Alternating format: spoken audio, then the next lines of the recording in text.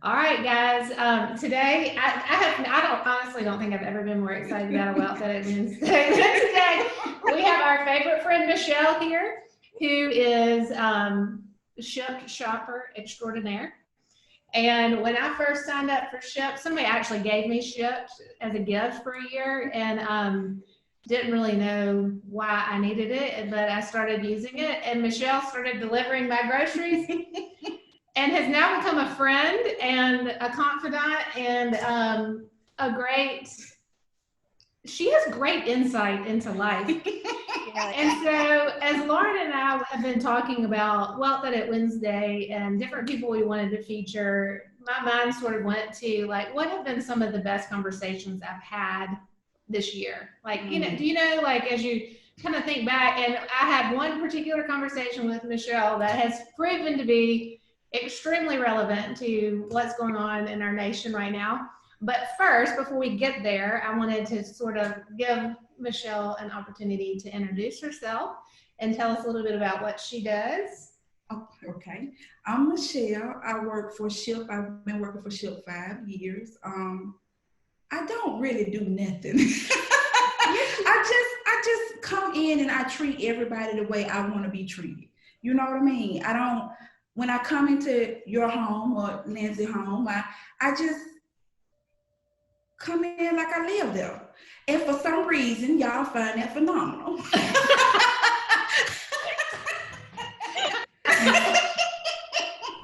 We do.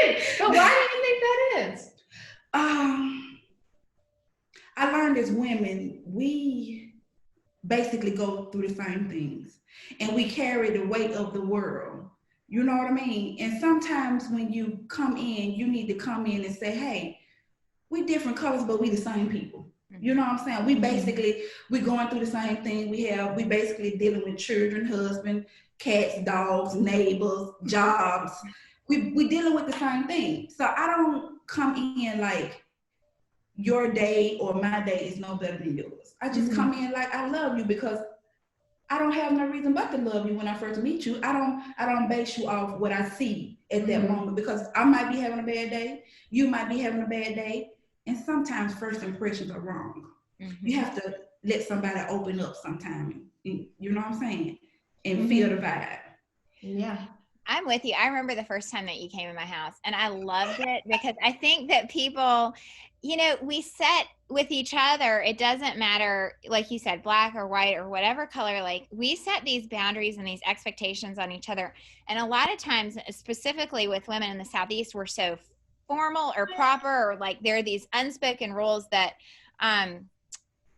really hinder intimacy with other people and natural relationships from developing. And the first time I met Michelle, I was baking cookies from Trader Joe's. I was cheating on Shipt. I'm sorry, Shipt. You got to get that relationship with Trader Joe's.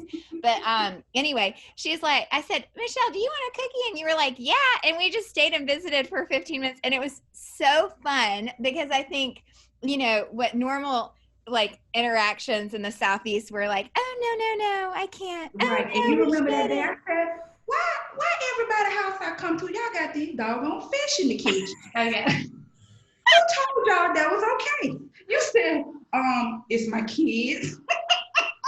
Well, it's so funny because then I realized that like most people I know do have a fish in their kitchen, and it's a really great question. Like I don't know why we do that, but it's so funny.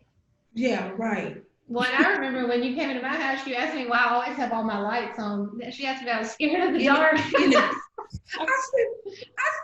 who you hiding from in the daytime? I mean, what you afraid of in the daytime? She's like, I just need to see. The sun shines. What do you want to do? My mother told me it was polite to have the lamps on. Really? Especially just as it approaches dusk, you need to go around the house and turn on all your lamps. Okay, and what does that? It makes it have a more welcoming home. See, these are these unspoken. My mama didn't teach me that, but maybe she could have. I didn't learn that. And then when you go into her house, it is like homes and garden times 10. It really is. I want to live there. I want to live there. Hey, you go in there, it's a diffuser in every room. You're going to get a fresh fragrance in every room that you walk in, okay? It's going to be a light on in every room. And I'm like, hey, this is like a culture shock. Because, you know, when I was growing up, it was like, if you ain't in that room, turn the light off, okay? What you need to see. Ain't nobody in that room. The room don't need to see itself. That's how I grew up. But when you go to her house, it's like, turn the light on. Welcome, you know what I'm saying? Just come on in and feel like you're at home. So, hey, I go home and I turn the light on. I'm like, hey, Emily do it. We can do it too. Meanwhile, in my house, my husband's We like, were influencing each other. So where did you grow up? I grew up in Birmingham, Alabama, but I'm a country girl. I was born in Alexander City. Like I played with lightning bugs. I watched hogs get slaughtered. You know, I did all that stuff. Like, but I grew up in Birmingham, but I grew up in West End. I don't know if you're familiar with that West End, Ensley area. But when I was growing up, it was like I came from a good background. You know, I'm the only child. But don't let that fool you. Yeah. I'm the only child, but I came up like my daddy was a life teacher. Like the bed you make is what you're gonna lay in. Okay. Mm-hmm. Just because you're the only child and just because you're a girl don't mean that you're gonna get everything handed to you. You need to go out there and work for it. Hey, I'm your daddy. I'm gonna be there when you need me, but not because you want me. Mm-hmm. So when I first started Shipt, it was I worked 3 jobs for 15 years before I started Shipt, raising my boys, which I raised on my own. And the thing was, oh, that job don't sound too real. You going over there to Mount Brook and it's like they not gonna accept you. And I was like, let me just try. Let me just try. So I tried Shipt out for 2 years and I still worked. But at that time, I worked 4 jobs for 2 years. So I was like, oh, let me just try Shipt. So along the way, I started meeting you guys and I started just looking and being like, hey, this is motivational. You know what I'm saying? This is a different world. I see these women taking care of households. I mean, beautiful homes. I see these women in my culture, Black women, we don't cut no grass. Y'all get out here, y'all cut grass. Y'all do everything. And in my mind, because I didn't know that, I thought it was not, it just was not being done. Yes. So you women motivated me in more ways than you think you did, because it was like, oh, I can do this too. Like I can do this by myself. And then you also taught me to be more of a woman. Do you understand what I'm saying? You taught me that you can have a husband and you can have a life and everything can just coincide. And then you have my girl right here that also taught me that, hey, you can do this without a man. Yes. And you can still be okay, Michelle. You know what I'm saying? When it come, it come. But if it don't come, still be happy with who you are. So I just, you know what? I love y'all way more than you love me. I don't think so. I admire you guys so much. Like some days I don't want to get up and come to work, but then when your order flash across my phone, I'm like, let me go see what she doing today. You know, let me see how she feeling today, because we have our days where we just don't feel good, you know, and we have our days when you just want somebody to say, hey, you okay, because you know, running a household, people tend to think that's your main priority, and they never look and say, you okay? You know, you all right today? And men don't understand it. You know, they from Mars. They from another world. So when you say you're not okay to your husband or your kids, it's like, oh, she complaining. You know what I mean? Yeah. Well, hey, it's just, you guys mean the world to me. Like I have, when we talk about each other while we shopping, we talk about y'all too. Okay. Oh, like amongst Shipt shoppers? Mm-hmm. So like look, about so what? we have reputations. Mm-hmm. You do. You have reputations. Okay. So listen, when they be talking and talking, I be trying to include myself, because you guys, it's amazing how I can You see my name, it's like, Michelle, we gone. Go in the house, go in the refrigerator, feed the dog, sit down. No, you tired? Lay in the bed if you want to. We don't care. We ain't there. Okay? And that right there is an accomplishment for me, just to have people that love you that much. So when we talk and we talk about how somebody doing their day, they be like, well, she wanted me to put it on the porch. I'll be like, yeah, I understand. You know, So you're taking up for us? yeah, I'll be like, yeah, I understand. They do me like that sometimes too, but in my mind, I'm saying, you must have pissed her off. It's just like, but I admire you guys just as much as you admire me. I really do. No. You are some phenomenal women, and it just makes me want to push hard. It makes me want to get up every day, and you know, so don't never think nobody looking at you, because I see you. Oh. Well, Michelle, I have to say, like, one of my favorite things about you, and there's so many, is that one, you're easy to know, but two, you just seem to fully live into who you are as a person. And honestly, a lot of women really struggle to do that. And I think you're tuned into that. Tell us about that. No, I'm not.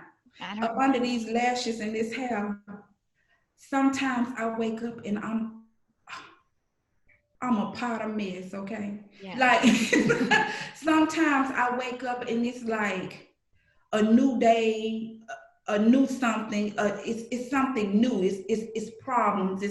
I go through the same thing you go through. I don't have it together. But the one thing I have is I'm God's child. He gonna always take care of me, and it always turns in my favor. Mm-hmm. I never doubt who I am when it comes to my Christianity or my religion. And I just know that if it's meant for me, he's going to give it to me, but I have to work for it also. Mm-hmm. So I'm not together.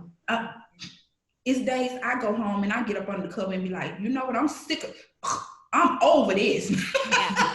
I'm just like you, but I just wake up and realize, hey, I got another day. I got a new beginning. What am I going to do with myself today? Mm-hmm. And that's such wise words, especially as we're going through COVID and every day feels a little bit like Groundhog Day, and you know, everybody's out of sorts, and it's just such a good reminder, Lauren. It's hard to find joy. It really is. I mean, and then you have these children and you're second guessing all your decisions. I mean, it's just a mess right now, for sure. It's a mess, but as women, as families, as Americans, as at this time, it's not about, we have so many color issues going on. Mm-hmm. Yeah, let's talk about coming in at a 10. Oh, here you go. Okay, so we're going to segue into like one of the most helpful conversations I've ever had on race relations ever. And the way that it happened was really interesting, because it was just from Michelle coming into my house and being her and asking us what we had going on. My daughter, Mary Jane, plays basketball and was on a travel team and was one of 2 white girls on the whole entire team. And so Michelle so wisely asked me how it's going. And I was like, oh, she loves it. It's great. You know, basketball. And she's like, no, how's it going with you and the team? And I was like, well, actually, not so hot. Yeah. We really wanted to connect with the parents of the other players. And my daughter wanted nothing more than for us all to go out to dinner together. But yet we never got the invite. Right.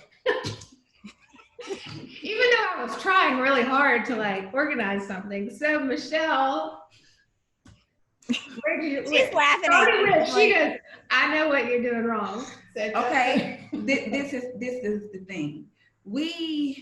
I'm not gonna say we, because I had to learn hard. Well, I'm gonna say we because it's we. We as African American Black women, okay, we are nonchalant. Very, very nonchalant. Like, you would look at us and think nothing fazes us, but in the inside, we're breaking down because we were taught to be, no matter what's happening to you, this is how you look a certain way. You carry yourself a certain way, okay? So we can be paying something attention and you would never even know it. But we've already analyzed the situation in our head, what's gonna go on and how it's gonna go. Well, the different culture on y'all side of the culture, okay? You guys are upbeat, you caring, you share everything, and we're just not used to that. It's just like a competition for real. So I told her, I said, hey, when you go in there, what you doing? You walk in there, you super excited, you like, hey, and everybody looking at you like what's she so happy about? You know what I mean? I said, when you go in there, you come down, you on a 10. You coming in at a 10. And everybody's attitude is not on a 10 when you first meet them, okay? I need you to come down to a 5. She said, what is a 5? I said, when you go in there, you take your book, you know, like you're going to read. You walk in the door, you say, hey, go to your other side. Go to your side. Go to your side.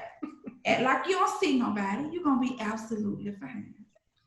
Oh, she went in there. She said, I came back the next week. She said, Michelle, let me tell you something. When I act like that, everybody's like, hey, how you doing? What's going on?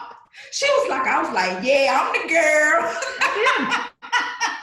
She gave me very specific instructions and I followed them to a T. And by the time that I was actually at a game and I had Michelle was shopping and I said, you are never going to believe this. All the parents are sitting around me and we're talking. And I was so excited. But it was such wise words because you were not afraid to go there with me and discuss the cultural differences.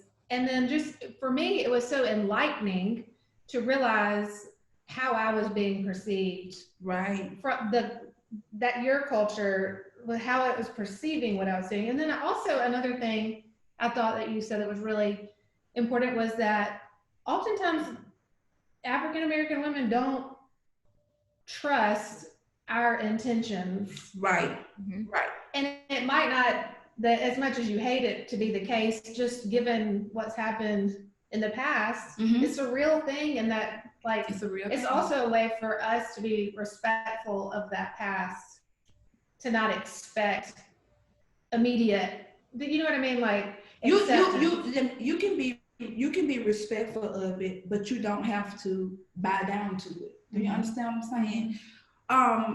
How we were raised, I don't see color until you make me. Okay. My granddaddy was a white man. You wouldn't believe me, but he was a white man with blue eyes. He really was. So I don't see color until you make me. So I have kind of an imbalance with my own culture because it's like people be like, well, you should feel, and I'm like, everybody's not like that.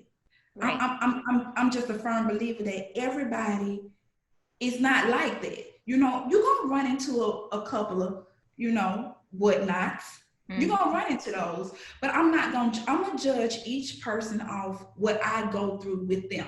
And if I haven't been through that with them, I'm not gonna put them in that category. So I raise my boys to not see color. I don't see color until you make me. You know what I mean? So to me, you guys go through the same thing I go through. Black, white, yellow, green. We have the same exact problems. And that is where my compassion comes in. Because I'm like, she a woman too, okay? She having her monthly thing too. Her kids running around here too, okay? Her son don't want to go to school this morning too. She had to get up and run a whole household, and her husband laying down, too. So that right is where my compassion comes in. My compassion doesn't come from, I wasn't no slave, okay? I don't know.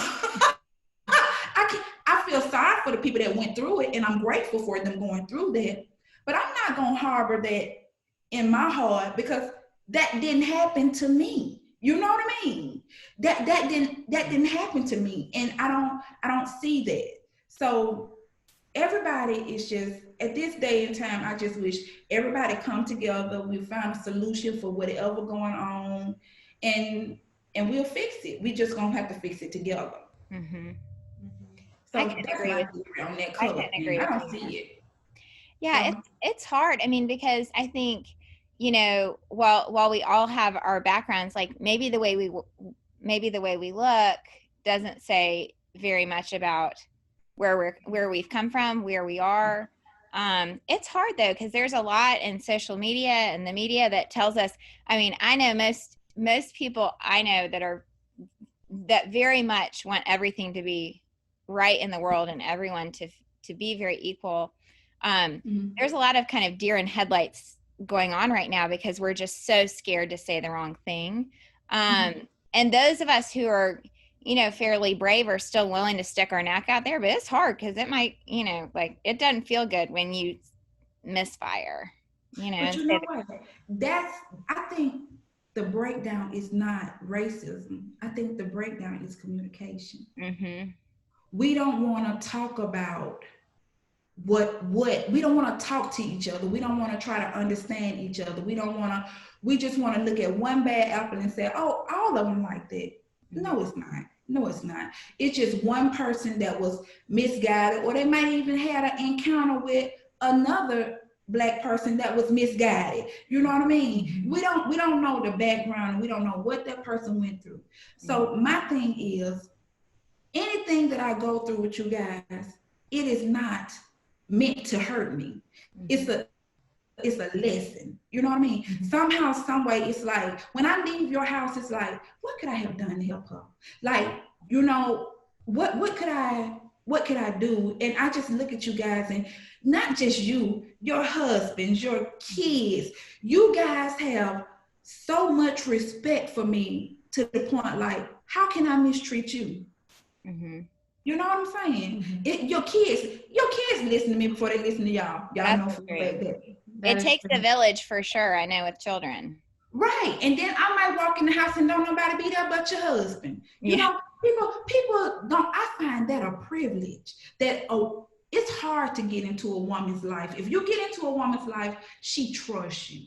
You know what I'm saying? So for me to walk in your house and your husband like, oh, Michelle, what she ordered today? Well, I mean, I just seen you the other day. I mean, what she ordered today? You know, that means something to me. So how can I mistreat or misuse that? Yeah.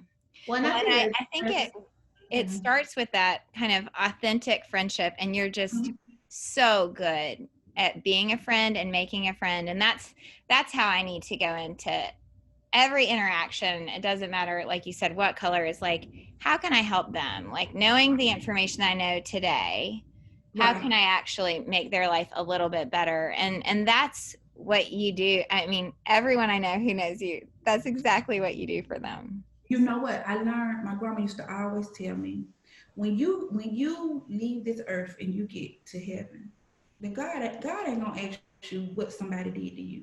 He gonna ask you, what did you do for them? That's a good word. It is. And I think that, you know, as we strive to build a community here on the Wealth Edit, where an authentic community where women feel like they can come and have real conversations about money, which is a very personal matter, as you well know, but where Lauren and I see a real need in the market to be able to bring people together, so that just having those authentic conversations, extending grace to one another to hear the good, the bad, the ugly. And then also, just like you said earlier, to be encouraged by one another. Like what I see you doing gives me a goal of like, that's how I want to treat people. That I want to be able to come in. Yes. And I think Lauren said it best, you know, there's all these unwritten rules about what you do and don't do, especially like within a Southern community, that oftentimes it stifles any growth of any real relationship because you don't go deep. I mean, it takes so long to build a relationship, and especially if you're just meeting somebody in passing, you may never get to know them. No. But with you, you know, you've come in and immediately treated me like family. You are. And then also, you're just dadgum insightful. I'm just fun. She did. Smart. I haven't laughed this hard in 2 months, and I needed that. I really did. I've been like in the weeds of COVID and like, you know, stressed about school and all these things. I've really become quite not fun. I think. You know, both of my kids have graduated high school, you know, by the grace of God. But this is my thing for you on that with the kids in school.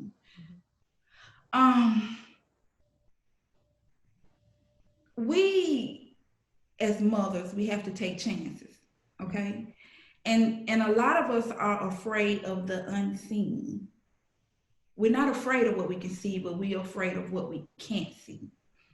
Um, you know your child need an education. You know you have 50 million things to do, and you don't you have that one-on-one time, but you don't have hours to offer like a teacher does. You know what I mean? Mm-hmm. So, and a lot of that stuff in school we done forgot about. Like I don't know if you know, but I don't know if AB equals 9, 10, 36, and where did Y come from, and why is X on top of Z. I don't know all that because I didn't learn it. I think we as parents should be able to at least allow whatever is happening in the universe or in the world to happen. Mm-hmm. And God, I'm a firm believer in what God say. When things go wrong for me, I stand on my faith. And the faith is the hardest thing to stand on because it's the unseen, right? Mm-hmm. But he also told you if you have faith the size of a mustard seed. So you got to have faith that when you send your child to school, God's going to take care of my baby. Mm-hmm. And even if my child do catch COVID, he didn't give it to my child to take my child. Mm-hmm. These are things that are just passing. You know what I mean? Mm-hmm. Everything, COVID is not a death sentence. Mm-hmm. I had it. You did? Yes, I did. Mm-hmm. I had it for 7 days. Yeah. It's not a death. Now I'm not gonna tell you it don't hurt, but it's not a death sentence. So I think what helped me was my faith. I was like, Lord, hey, you done brought me this far. You're not gonna leave me. Okay, I can't. I don't feel good. I'm sweating. I can't breathe. But okay, yeah, fine. But it's just we just gotta believe that everything is gonna be okay. Mm-hmm. You know, you just gotta. It's a hard decision as a parent. But if I had to make it's just enough unfamiliar children walking around. Mm-hmm. Already. Mm-hmm. They don't know, they unaware, they can't comprehend.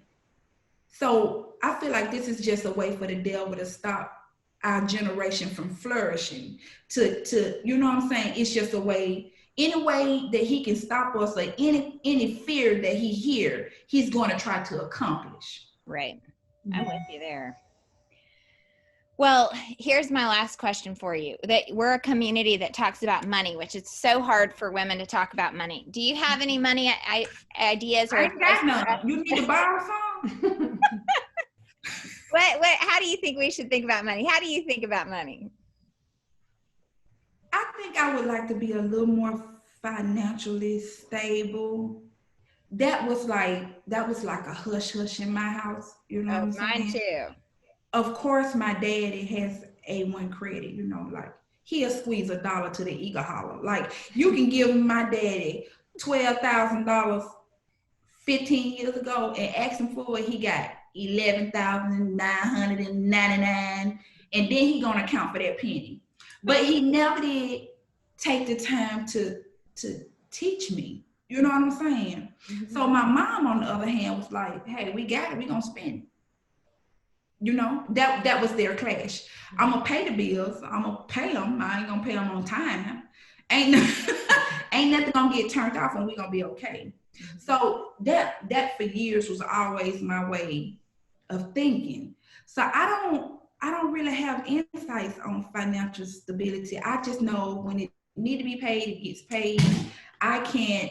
Whatever anybody need, I have to go get it. Mm-hmm.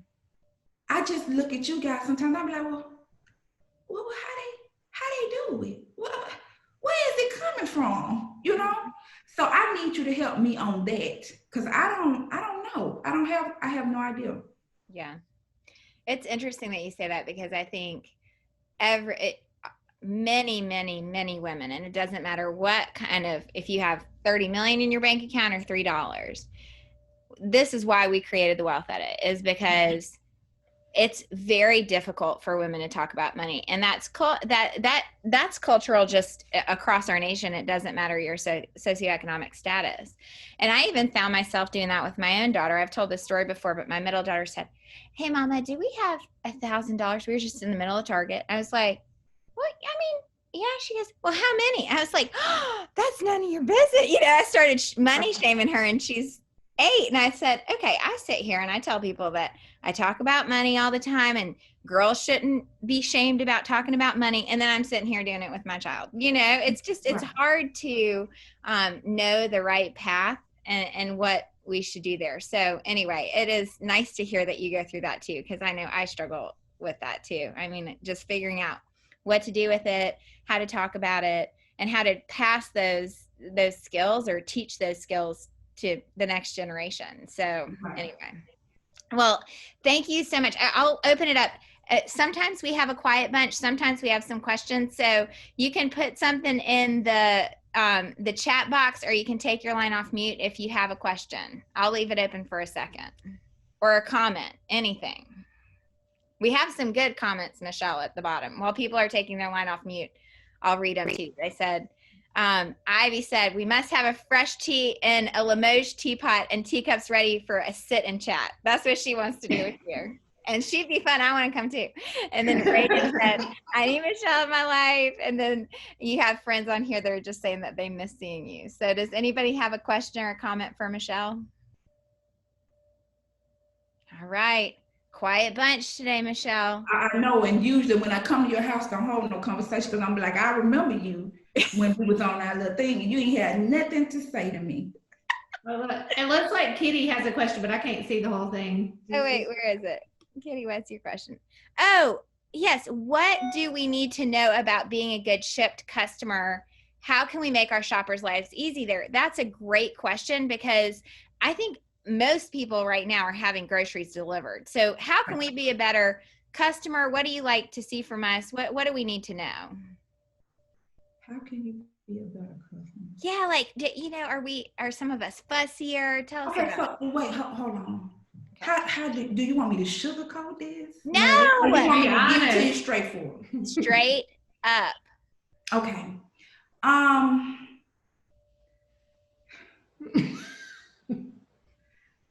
Let's start with this.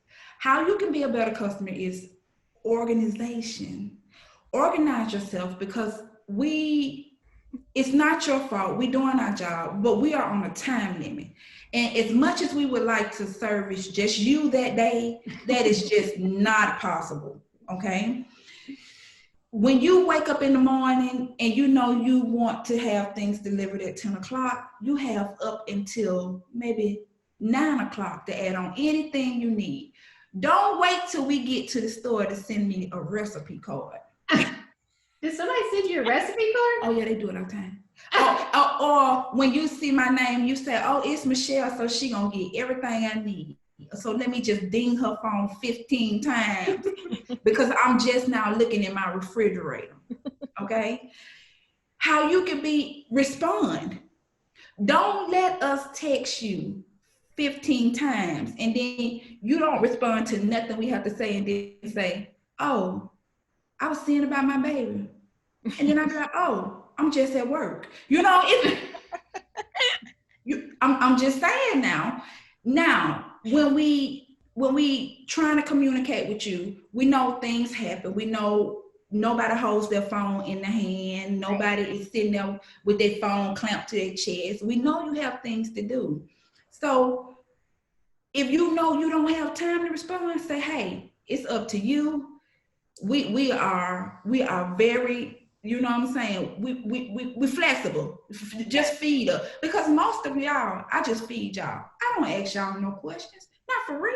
Do I ask y'all some questions? No, that's why I get so excited when it's you. I be like, but I have done that before. Hey, I'm on a conference call. I can't respond. Just get whatever you need. Yeah, I've done that. Because we try to service everybody. I don't know about we, because we got some real ratchet shoppers now. because Shipt is always hiring. It's a hiring process all the time. So when you don't see me, I try to ration it out. I'd be like, okay, I got to go see Lauren this week. Okay. I seen Emily last week. I'm going to let somebody else take her. She'll be just fine till I come back. You guys just understand that we are doing the best we can for you. It's shortages in the store, no matter what the news might tell you. Okay. It's a food shortage, no matter what the news might tell you. So some things we just can't get, but it's also something that we can get. So we just trying to make sure everybody is okay. And we just need a little more understanding, like a little more leeway. Like, she trying to do her job the best she can. Yeah, I'm having a bad day, but just look at it like, hey, I didn't have to go to the store. Michelle did it. Isn't that the truth? I'm like, thank you for getting anything so I don't have to go out there. That's the truth. Well, someone's asking, how can we up our odds in getting you as a shopper? Now, I will tell y'all, I moved zip codes and I was like, where's Michelle? Did we fall out? I know it's not Christmas and I don't have the ginger cookies, but like, where is she? Well, it turns out because of where I moved, she's no longer my Shipt Shopper, and I would have maybe not moved. I didn't realize that was going to be the case. I should have checked with you, honestly. I told you that. But this is how it goes.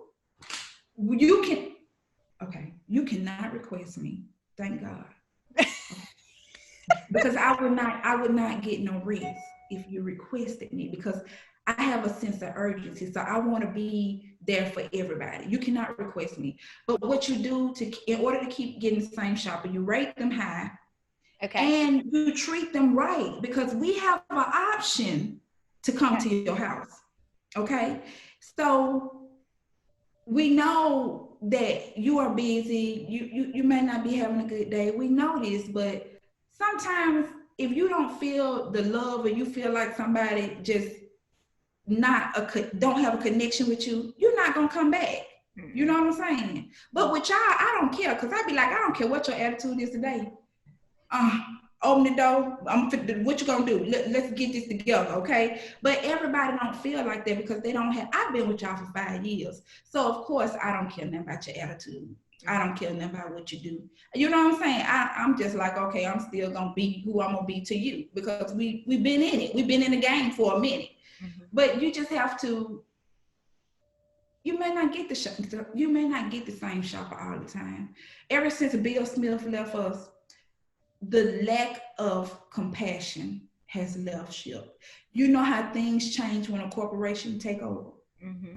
That's what we're going through on our side. It has been so many changes since Bill Smith sold us to Target that now it's just a money game. You know what I'm saying? I get it. So if you weren't already in it for something more than money, you don't. That's where it just fall apart.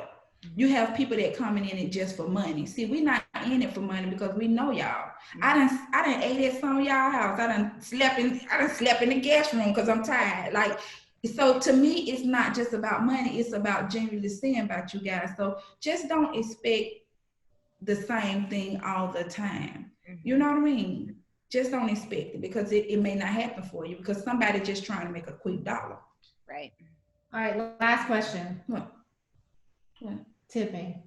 Oh, shit. Just real fast. Talk about it. Because I never know. What you want to know? Because sometimes if I get like $250, I don't want to get. I can't tip like at $45. Like the 20%. Michelle, we're tight. It's just hard. We are. Honestly, sometimes I'm like, let's put the light on. Okay. Maybe if I turned all my lights off, I could afford to tip more. Yeah. Tipping. That's a sensitive subject, ain't it? What, for us? You see us squirming? Do you see, ooh, what you see us over here? That's what we're doing. Well, I do have people ask me that, because, and it's not necessarily you, but like somebody, if let's just say you're ordering groceries, somebody shows up that you've never seen before, they do a great job, they leave it on your porch. Yeah, $5. $5.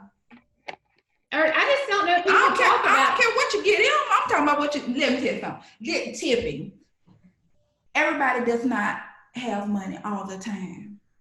Everybody don't have money all the time. You probably, that week you might have had enough money to just feed your family. That's fine. But the tipping window is always open. So, hey, if you don't get it that week, just make sure you catch it next week. But remember now, see, a lot of people fail to remember that we know when you tip us. Mhm. We don't care if it's today, tomorrow, next year. We know when you done did it.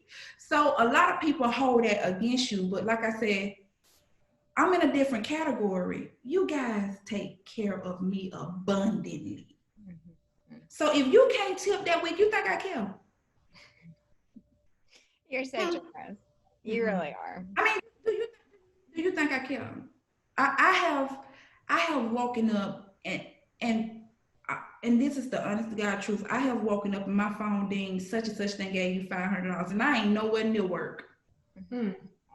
I don't care if you tip. I'm not coming to your house because it's a chance you might tip. I'm coming to your house because I want to see what you doing. What is them children doing? Where your husband at? Why he ain't at home? I be asking questions like that. Why is this dog barking so much? Do you remember all our animals? Oh my gosh. Why is these fish in the kitchen? Why do we have 2, 3 dogs? What is we doing? I be wanting to know what the children doing upstairs. Why I ain't seen Camille? Where's she at? What's she doing? I want to know stuff like that. So tipping is a touchy subject, but hey, don't feel bad if you can't afford to do it. We are in trying times, okay? And everybody going through it. If you can't afford to do it, just do it later or do it whenever you get a chance. The window always open. Mm-hmm. That's good. Yeah. All right, Michelle, this has been my favorite call thus far. Absolutely. And we hope you'll come back and do it again. Yeah, you have to come back, and if when we want you to become a member of the Wealth Edit and look at our stuff. How do you become a member? We're gonna give you a membership. We're going to take care of you. I know you're gonna take care of me. But we want you to be on here and give us feedback and participate. I want you to teach me how to be a millionaire. Anybody got some insight? I need to learn that too. Emily's going to teach you about that. She's going to teach me how to be a millionaire. Mm-hmm. She probably can because she got diffusers in every room in her home. That's what I'm saying. That's a life goal for me too. I don't even have that, but I want to. That's because you chose to move across the mountain. Didn't nobody ask you to do that. You was being fancy. I don't know what's going on. Right, so come on back to this side. Okay. We having fun over here. That's right. Your home is supposed to engage all 5 senses, just so you know. Okay. All All 5 right. senses. We've enjoyed it today, guys. Thank y'all so much for coming. All right. And bye. we hope everybody learned as much as I did. Okay, I love you guys.